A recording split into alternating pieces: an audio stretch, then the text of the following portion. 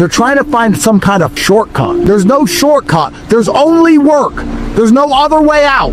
All there is hard work. God decides who gets what, and it's very simple. I have never seen somebody in my entire life want something and not get it. I've seen people say they want something and not get it, but I've never seen somebody actually wanting something not get it. I've seen people say, yeah, I want to get bigger, and not get bigger.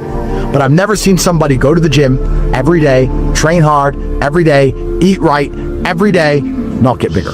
So the guy who actually wanted it gets exactly what he wanted. And the guy who said he wanted it doesn't, because it's easy to fly.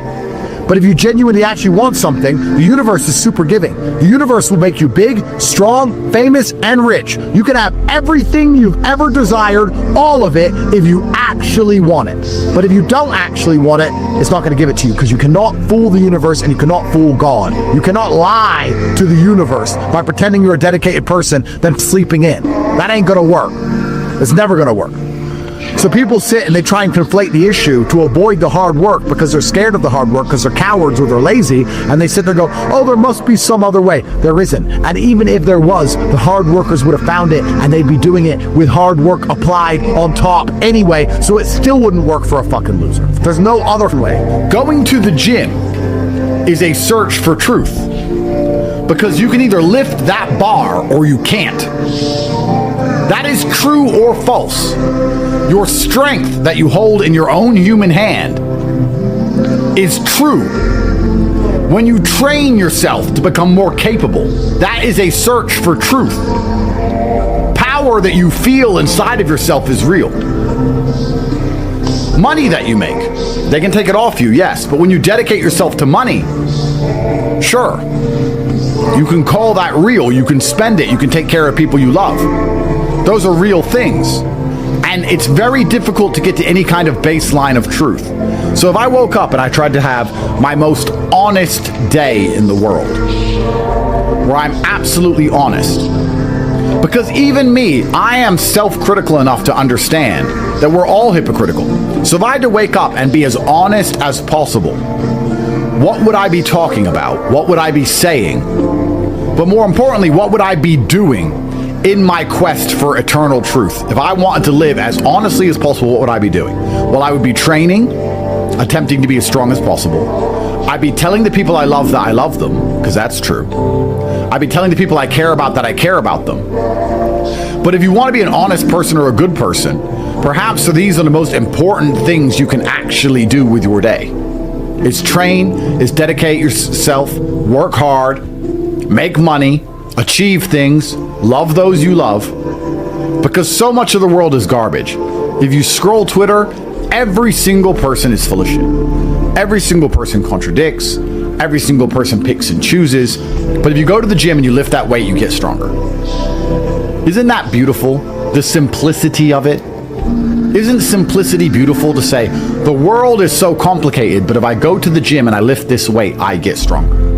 Isn't that enough to give you some peace, some grounding in the chaos, for you to finally find an anchor in rough seas, for you to wake up and think, I'm going to dedicate myself and I'm going to train and I'm going to get stronger tomorrow because I trained today and I didn't want to train and I was tired, but I did it anyway, and now I'm stronger than I was, and that is 100% definitively true.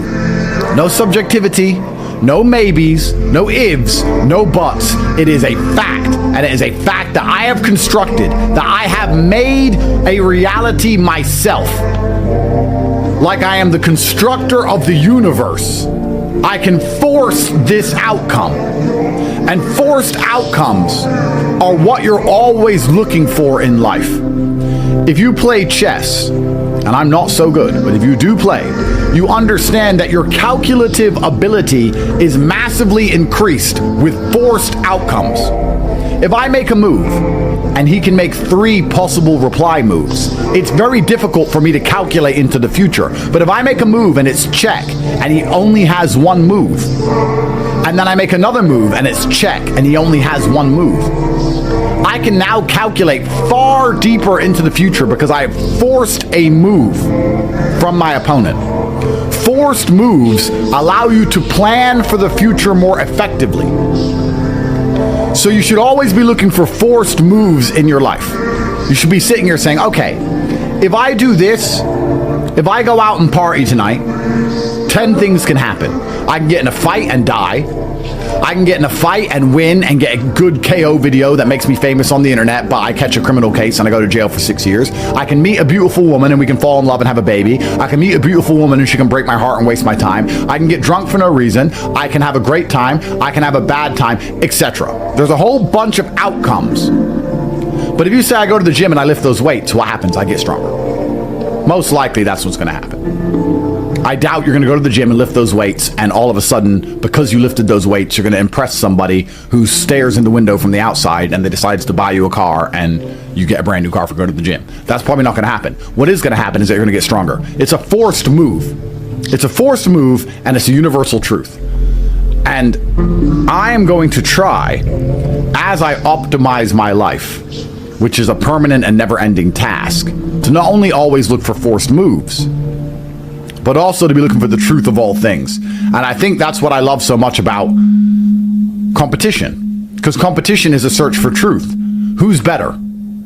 Well, there's one person here and there's a person there. Well, who's actually better? Well, I believe I'm better because of this. You believe because you're better because of this. Okay, let's set the rules. Let's set the parameters of the competition. Let's have a competition and let's see who's true. Let's see the truth. Let's see who's better. Search for truth is a very beautiful thing. If you are optimizing your friendship group for competency, which is what you should be doing as a man if you're optimizing your life for efficiency and capability. If you're a man who's saying, I want to win the game of life, it is an endless, never-ending competition. Every single thing I want, someone else wants. All the views we want on this podcast, someone else wants. The Ferrari you want, someone else wants. The house you want, someone else wants. Every dollar you earn, someone else wants. So we're in endless competition. This is a war. So I need to choose who's on my team. And I'm going to optimize my team for capability so I can win. I ain't happy. So why do I give a shit if he's happy? I'm not unhappy. I'm not happy. I'm busy. I'm busy. I don't know what to say. How do you feel? I feel busy.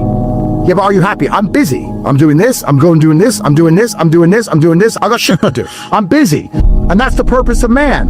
Why is any of the other men watching this waking up each day if they're not trying to get strong, get rich, and fight their enemies? What the fuck are you waking up for? What are you waking up for if you're not thinking, I need to be stronger, I need to be richer, and I need to engage the enemy? What do you want to do? You want to go on a boat in Miami and then take Instagram pictures and talk about how you're a boss? You should be waking up, you should hit the gym, you should get as strong as possible, you should then decide you need to make some money. Once you've got money in the bank, once you're physically intimidating like you're supposed to be as a man, you need to find an enemy worth engaging. But I don't know why any man is waking up without the inclination to be as rich as possible, be as strong as possible, and fight their enemies. Let's expand on this. When I said earlier, you can't love something unless you hate, you can also inverse that. You can also apply that to, as a man, you can't love anything unless you're capable, which means you need to hate the fact that you're incapable of certain things. You can't be rich unless you hate being broke. So there's a lot of people who go, I want to be rich. Well, guess what? Everyone wants things. Wanting things is not the same as being dedicated towards something. Everyone wants things. African tribesmen who have never seen a paved road in their lives still want a Lamborghini if it's free. Do you want a Lambo? Sure. Boom. Wanting is not dedication. Dedication is action. It doesn't matter. Everyone wants shit. I'm tired of hearing what people want. When you dedicate yourself to something, only then will God give it to you. So unless you hate being broke, you'll never be rich. And I'll tell you why. Because poor people will say, man, I really want to be rich. Are you dedicated? Yeah, I'm dedicated. And then for 3 days they'll try. But the majority of the time, they're actually happy being broke. They're happy playing a video game, eating some ramen, and sitting around with their friends. So they only feel temporarily motivated to escape the trap. But most of the time, they're happy to be exactly where they are, which is why they'll stay exactly where they are. They don't hate being broke. When I was broke, I couldn't sleep. I couldn't sleep. I had permanent insomnia when I was poor. I was like, there must be a way. I'm missing something. So unless you hate being poor, you're not going to love being rich enough to ever get there. And this is extremely important. As a man, if you want to love anything, if you want to even be able to show love to the world, you need to be extremely capable of so many things. If you're an incapable man, your love has no value. Why, when a little loser with no money tells a girl, I love you, why doesn't she care? Because it doesn't mean anything. Because even if you love her, if she needs a hospital bill paid, you can't pay it. Even if you love her, if she needs defending on the street, you can't defend her. Even if you love her, if she needs her problems fixed, you can't fix them. So your love means nothing. When the big, strong, rich, important billionaire says he loves her, it matters, because his love can be exchanged for goods and services and provision and protection. So if you're a man and you say, oh yeah, I love my family, but you're not rich, not really. Because if you really loved them, you'd be trying your very best to be as capable as possible of taking care of them. Saying you love your family, but you can't afford the big hospital bill that inevitably is going to come, doesn't mean you love them very much to me. If you love them, you'd be working your ass off. You love your family, but you're broke playing video games. You don't love them. You're not allowed to love things as a man unless you have things. Your love means nothing unless you're rich. So if you want to tell a woman you love her and see her eyes light up, if you want to tell your parents you love them and then be able to relax in old age, if you want to tell your friends you love them and know that they're prepared to die beside you, all of that's going to happen when you get big, strong, and rich. Because your friends are going to say he'll fight beside me, your woman's going to say he can take care of me, and your parents are going to know that they have hospital treatments until their dying days. But when you're a brokey, your love means nothing. Your loyalty means nothing. Why do I need the loyalty of a man who's so weak that if I'm attacked on the street, he can't help me? Andrew, I'm loyal to you. Okay, we're under attack. It's a street fight. I'm getting stabbed, and you're standing there pissing your pants. What does your loyalty mean? If your loyalty means nothing, then you haven't really given it to me, have you? If your love means nothing, you haven't really given it to me, have you? This is how the world works as a man. So if you're the kind of man who is not dedicated and not motivated to permanently become as strong and rich as possible, you're not even capable of being loyal to or loving anything. And everyone with a brain is going to understand that your love and your loyalty is valueless. And women, the perfect mirror of life, they're going to show that to you quickest. When you tell them you love them and you're loyal to them and they don't give a fuck, it's because it's empty. It's empty words. That is the best possible life a man can live, and it is based on brutal competence and never-ending work. I want to make something very clear to everybody at home. Anybody who thinks that a lifestyle comes like this without dedicating yourself for at least a decade to the endless work which must be required to prove to God that you deserve to be a main character on earth is a fool. God is sitting there waiting for somebody to put their hand up and say, look, I work harder than the others. Look, I've tried harder than everyone else. I worked on the days I was sick. I worked on the days I was tired. I dedicated myself and did exactly what you wanted me to do. Please bless me with the best possible existence any man on earth could have. How do I reach that echelon of masculine capability? Look around yourself. Look at the room you're in now. Look at the woman you're next to. Look at the car you drive. Look at all of it. Say, am I happy with this? Do I want something else? Do I want more? How do I get what they have? They are two brothers from the bottom who were broke with nothing, who have everything now. How did they do it? How do I do it? I'm showing you these videos to motivate you and explain to you there is an entire version of reality that you have yet to crack. It is time for you to improve your character as a person. It's time for you to move from a soldier into special forces. That's the point of these videos. That's what we're trying to do.